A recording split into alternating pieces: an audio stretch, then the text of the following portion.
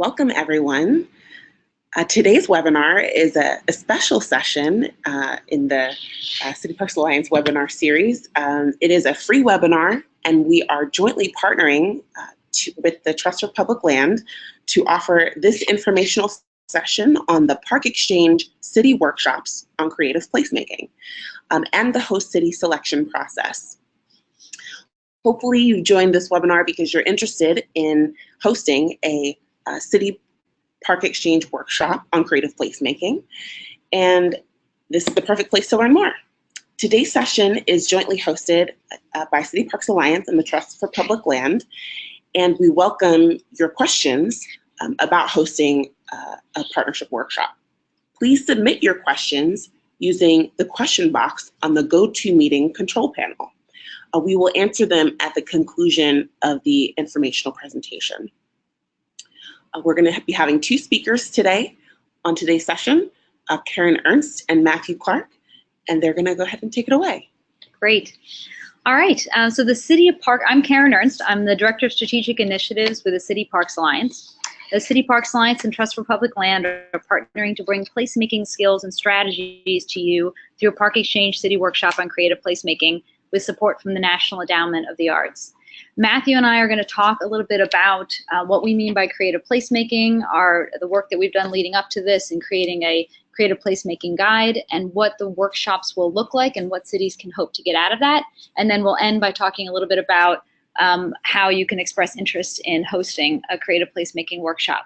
So I'm going to turn it over to Matthew right now to talk a little bit about what we mean by creative placemaking. Thanks, Karen, so much. I appreciate that, and great to be here. Great to partner with the City Parks Alliance. As some of you might know, we have for the past 2 years, the City Parks Alliance and the Trust for Public Land, been working together on the field guide for parks and creative placemaking. This was sponsored by the National Endowment for the Arts, and we released this resource in August 2017 at CPA's Greater Greener Conference. We're really proud of this resource. It's roughly divided into kind of two areas. The first is a how-to for implementing park-based creative placemaking and successful park placemaking case studies. So that first section is very kind of tactical. It's a how-to. There's a lot of great resources about how arts and culture can enhance parks and park design. And it's very rich with information. The second example is case studies of 11 parks projects across the country that have used creative placemaking and what happened because of that work. This is probably the most fun part of the book and the resource. Very narrative driven. It tells a lot of great examples about how this has been done. So the book is available in PDF and ebook formats. You can find that on our website. There'll probably be a link at some point. So please feel free to look at that and for more information. So next slide, please.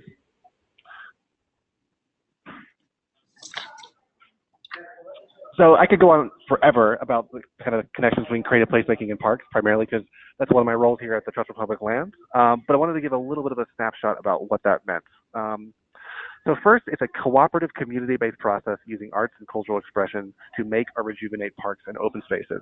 And I'll emphasize a few things there, that cooperative and community-based process. This is really thinking about inclusive partnerships with community members, city governments, a whole host of actors. So it's definitely a process and not a product.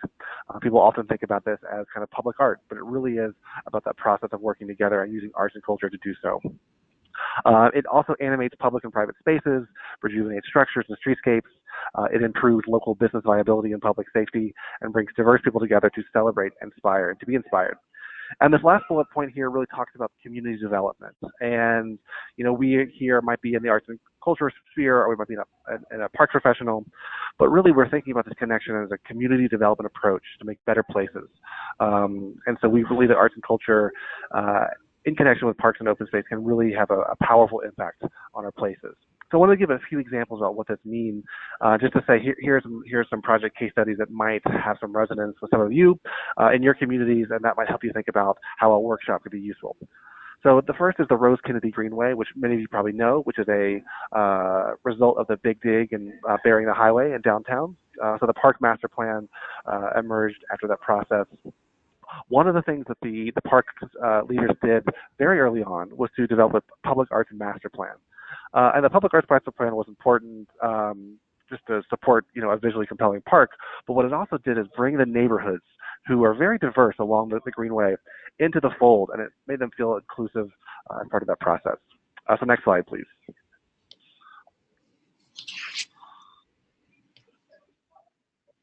So the 606 in Chicago, Illinois, in many similar ways, this was a PPL organized project. We had a very community engaged, very community focused project, but we recognized that there was a 3-year gap between that design process and the opening of the park. So we developed an arts and cultural series called Trail Mix to support the engagement of all the communities along this multiple mile long trail. A lot of Eastern European communities, a lot of different kinds of cultures are represented here. That arts and cultural program was so successful that we've continued it since the park has opened. You see here a kind of a Night with Lights festival. It's become one of our signatures of this park. Next slide, please. So this is the Village of Arts and Humanities. This is in North Philadelphia, which has a often negative reputation, often called the drug badlands. This was a project that started in the 80s by a dancer, and this dancer wanted to bring youth and give them something to do after school and the weekends and the summers. And he thought that arts and culture was a way to do so, to bring them into the studio, but also take the studio out into the community. So over the past 30 years, this organization has grown and grown and grown. And more importantly, they have taken over vacant lots in the North Philadelphia, and they have a collection now of 10, 15 vacant lots that they have now take care of and own, and they do so with community input and community support, and really the arts are the kind of the conduit that organizes all this. So this has been a really powerful project that has changed lives over generations in a really, really difficult setting. So again, these are a few examples of some of this kind of work. I will say that creative placemaking ranges in geography and type and cultural expression and community needs in many, many kinds of ways. So there's a real tapestry of examples, which also can be challenging too. So how do you wrap your head around how should we focus? But we hope that this is useful, and I'll turn it over now to Karen, who will give a little bit more details about what this workshop actually is. Hi. So the City Parks Alliance for the last few years has been developing our ParkXChange city workshops focused on how to develop strong cross-sector park partnerships.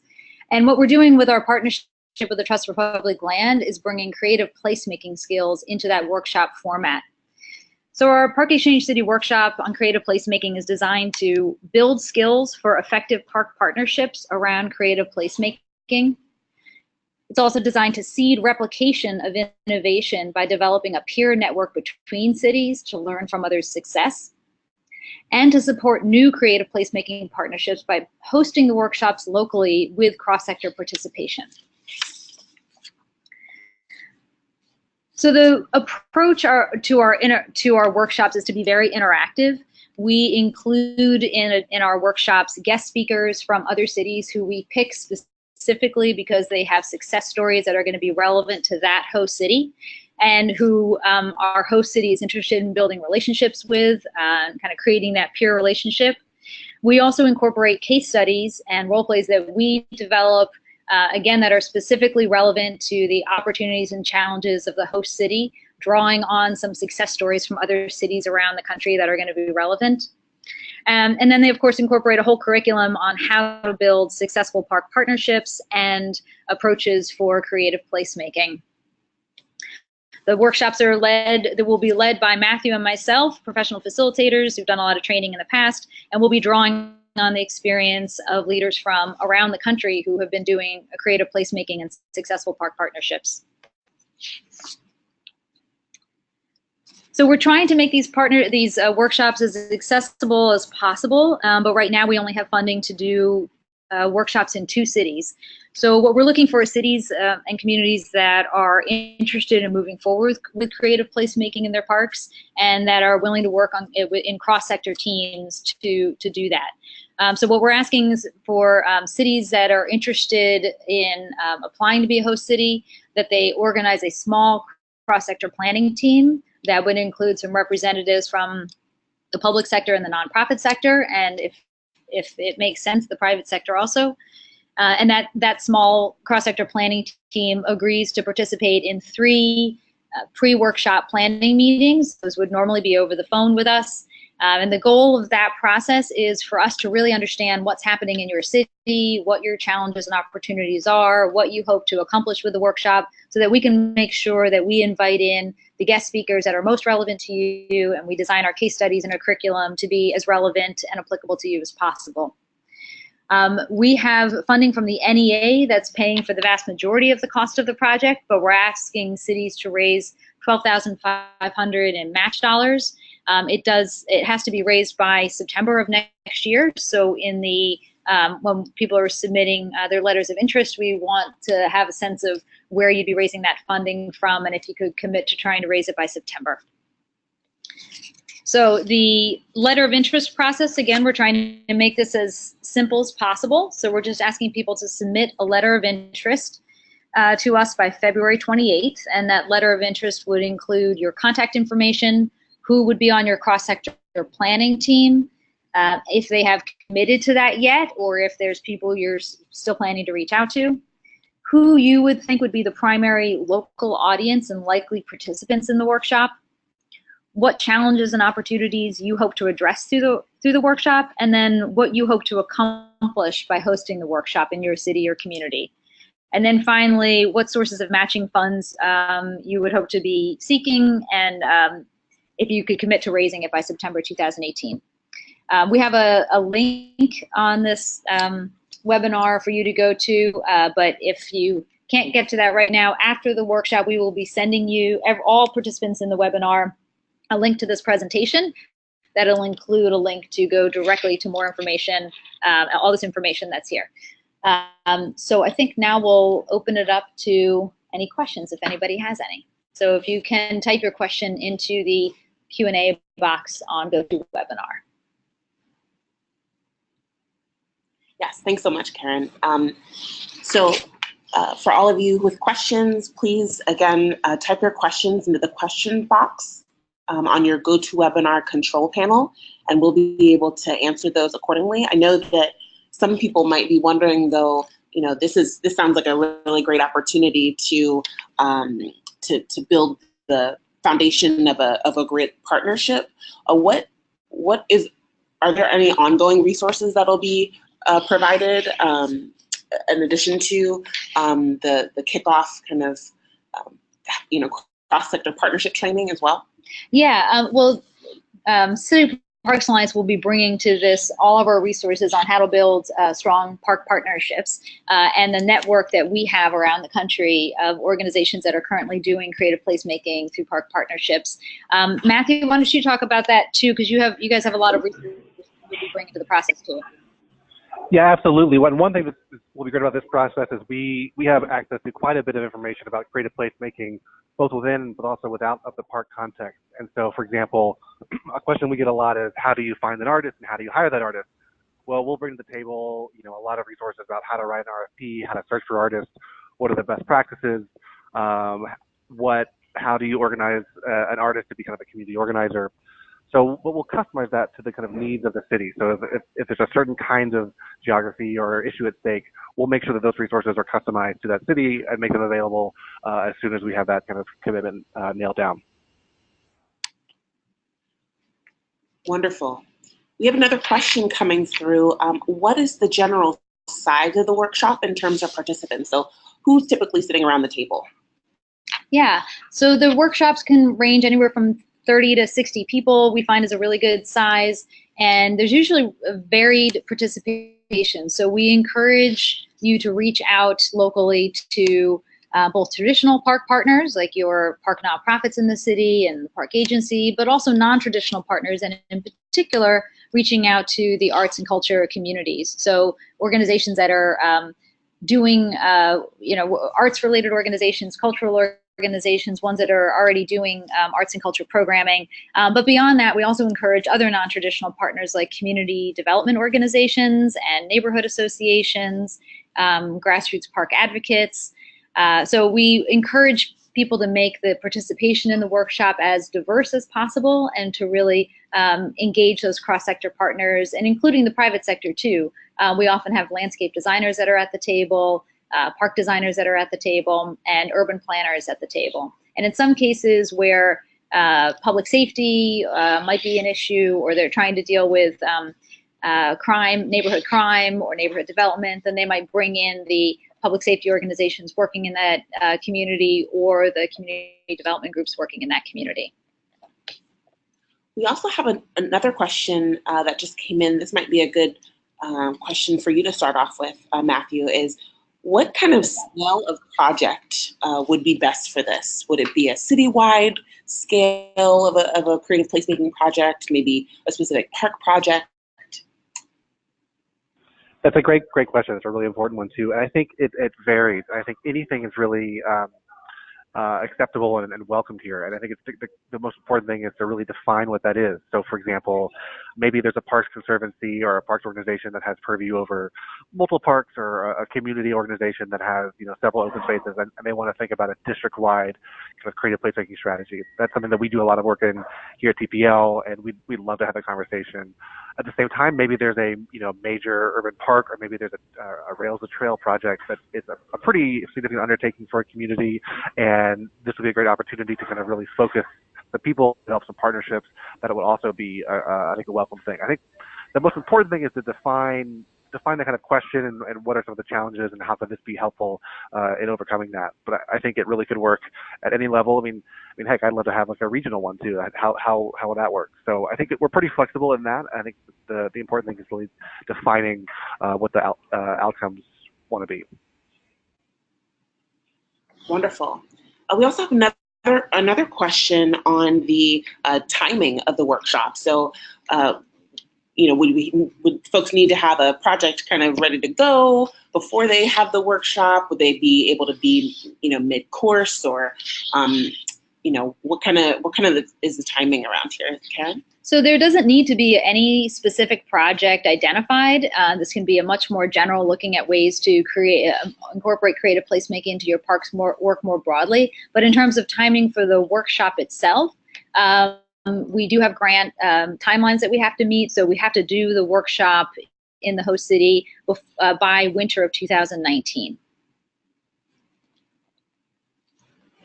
Great. So folks are asking if there's a way to get a copy of the field guide. I know, Matthew, you had mentioned that it was also online. How can folks get their hands on hard copies? So the best way to do it is to reach out to myself, and I think to talk to you to make the connection. We do have limited copies of the guide itself, so let us know if you have an organization that you'd like to send that to. We're really pushing the PDF and online formats, and that will be made available in a follow-up email. But if people like a hard copy in particular, please reach out to someone on this call, and we'll be happy to look at that request. I think we should also mention too that the workshops will get, whoever receives 2 workshops will have copies of the field guide as well. We'll probably provide roughly 5 or 10 field guides per city for those workshop hosts as well. Fantastic. We also have another question coming in around the size of the cities who are going to be able to be eligible to participate in this workshop. Some of the examples were definitely from larger cities, but we're getting some interest from smaller cities as well. Is there a target size for the workshops? There is not a target size for the workshop. Any size city or community that wants to host one can host. And I don't think there's a target size where a certain size community will be able to make this more effective than another. What really matters is it's less about the size of the city or the geographic range you're working in. It really matters more about having the right people at the table, and being willing to develop those partnerships and work with your cross-sector partners, regardless of the scale you're at. Great, wonderful. We also have another question. What are our large goals for launching this partnership and this project? Well, I'll take that, and I'll also pass it off to Matt to take that. The City Parks Alliance has been developing its ParkXChange city workshops for the last few years because we want to help public and nonprofit and private sector park partners build more sustainable partnerships long-term and more effective partnerships. And we want to be able to both teach the skills for doing cross-sector partnerships as well as build a peer-to-peer network across the country among cities interested in doing park partnerships. And we've started working with the Trust for Public Land about 2 years ago on creative placemaking with a creative placemaking guide. And we wanted to be able to take the great creative placemaking work that TPL and other cities are doing and incorporate it into our workshop format.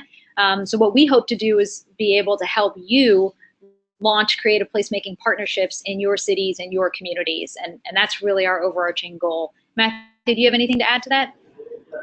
Absolutely, yeah. I agree with that completely. And I love that question, by the way, too. It's a fantastic question. Just to plug a little bit on our side, TPL recently launched the 10-minute walk campaign to a park. And as part of that, we want to have every American with a 10-minute walk to a park. And we see that for a variety of reasons, because we believe that parks are a first-tier community service. And we believe that creative placemaking is a great way to think about the kind of cultural benefits of parks, including also environmental and health benefits as well. And the City Parks Alliance has been a great partner in this. They have a history of providing amazing expertise and thought leadership about parks nationwide, and their network's impeccable. So it's been a really, really productive partnership, and it's something that we want to continue to develop. Wonderful. So we have a couple of technical questions here. What kind of entity within the city should be submitting the letter of interest, and who's going to be on the hook for the match dollars at the end of the day? Yeah, so it doesn't matter whether the letter of interest comes from a nonprofit partner or the public agency. Either one can submit. What matters is that you show commitment and engagement from both the public agency and from the nonprofit partners. In terms of the match, the overall cost of developing these workshops and implementing them is $50,000. We're asking for the local host organizations to come up with a $12,500 match.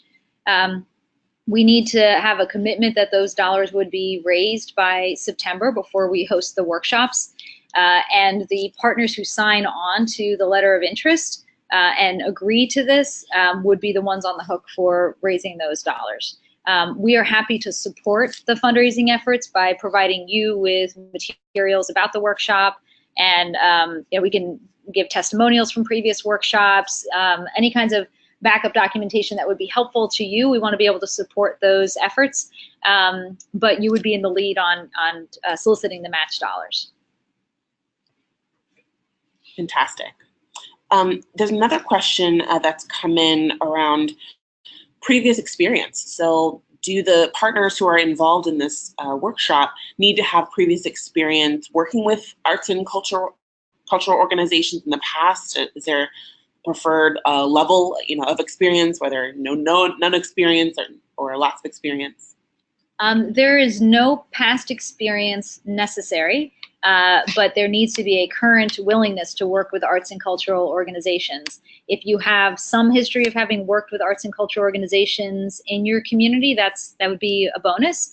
But all you need to do is show that you have engaged those arts and culture partners and that they're willing to work together on a planning team. Matthew, would you have anything to add to that? No, that's absolutely right. I think it's just that interest is the most important thing. So if you're at the ground floor and really want to start building those partnerships, it's the perfect way to do so. Or if it's about maturing those partnerships and building something, that would also work well too. So I think it's really the intent, and so I think any kind of level of experience is welcomed. Excellent. We have another question, and keep the questions coming, everyone. If you have questions, please type them in the question box on the GoToWebinar control panel, so please keep those coming.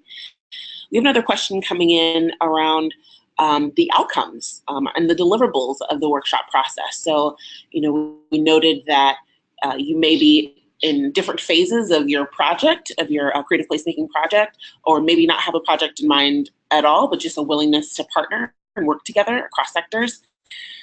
What are the ways that you'll know that this partnership workshop was successful? Yeah, so we have, the way we set it up is that as part of the workshop, there's a facilitated dialogue with the participants at the workshop about what you've learned through the workshop, how it applies to your unique situation, and how the skills and examples that you're learning through the workshop can be used to address your unique challenges and opportunities. So what we do at the end of the workshop is we will write up a synopsis of what came out of that discussion so that you have something to refer back to afterwards as here's how we wanted to apply this and the next step ideas that came out of it through our facilitated local discussion.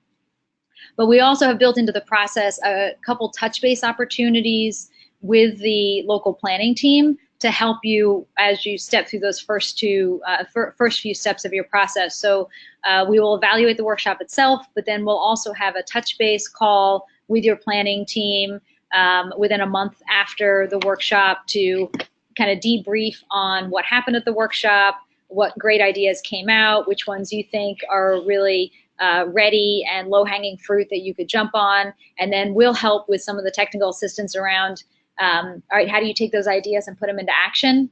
And then we'll have a second touch base conversation at some point in the future, it might be 3 months out, where we, again, reconvene, come back and talk about what has happened, what hasn't happened, are there any ideas that are still ripe. We also have another question around the specific match. The question is, can some of the match be in kind as opposed to a cash match? Unfortunately, no, because it's built into our budget to cover the direct costs of the workshop itself. All right, we have another question around an entity that has a parks department that is not aware of creative placemaking at all. What are the ways that you two would recommend pitching this kind of workshop to the local parks department? Matthew, do you want to start us off on this? Sure, absolutely. I think the field guide would be the first place to start. And downloading that, sharing that around, that would be a really great place to convince people who might not be familiar with that to learn more about that. And then I think there's other resources we have to provide too. But the field guide itself is a pretty good, I think, case study in terms of how do you defend, what are the outcomes, why park departments should be thinking about creative placemaking. And as you're in the process of trying to sell this to your parks department, we're also happy to give you our one-pager, marketing one-pager about this. And again, you can reference the placemaking guide. But if you need backup materials to help make that case to your parks department, we're happy to provide you that. Wonderful. Well, all of these questions will be, you still have time to type them in if you've been feeling shy or nervous at all. Happy to answer any of those as well. I think Karen and Matthew will be available after the webinar as well to answer questions. But the questions asked on this webinar will be included in the webinar follow-up materials that will be sent out, as well as a link to the field guide and a link to this presentation. So if you have any other last-minute questions, you want to go ahead and type those in now before we close.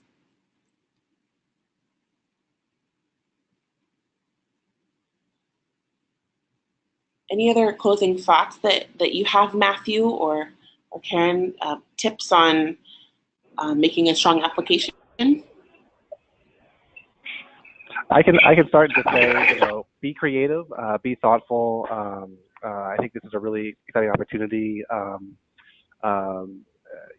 Find whatever that kind of passion is for you or your city, and what makes a lot of sense. I think we're really open to a lot of different kinds of case studies. So have fun with it. That's a really important thing to do. Just have fun with what this could be, and we're looking forward to receiving these applications. Yeah, and I guess the final thing I would say is, from having done workshops like this in cities around the country before now, it's a great opportunity to bring together both people who you have current strong partnerships with, but then people who maybe you've been thinking you might want to reach out to, or expanding your network beyond your traditional partners. And it's an opportunity to bring them together to really look at what the challenges and opportunities are around your parks and communities and think creatively about how you might address those challenges through creative placemaking and stronger park partnerships. So I think it's a great opportunity to bring those folks together, have new conversations that you might not have had before, and think creatively about how to move forward on your challenges. Phenomenal. Well, thanks to you both, Karen and Matthew, for being willing to walk us through how to apply and get involved to host a ParkXChange City workshop on creative placemaking locally. Thanks to everybody who attended. We have one last question around downloading the field guide. We will send out a link to the field guide as part of the follow-up webinar materials, but you can find the field guide on both the Trust for Public Lands websites as well as City Parks Alliance website as well. All right, everyone, this recording will be available. So if you have colleagues who have missed this, be sure to forward when you get the webinar materials and the recording link, forward that along.